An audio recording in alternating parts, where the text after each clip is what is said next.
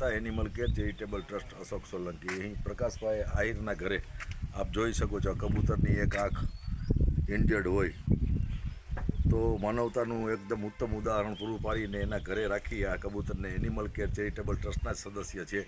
તો આના સારવારના હેતુથી 1962 પાસે લઈ જઈ અને ડૉક્ટર આપણે હિરેનભાઈના ગોસાઈના ઘરે અને સુરક્ષાના હેતુથી રાખશું। આ સેવામાં આયુષભાઈ મહેતા।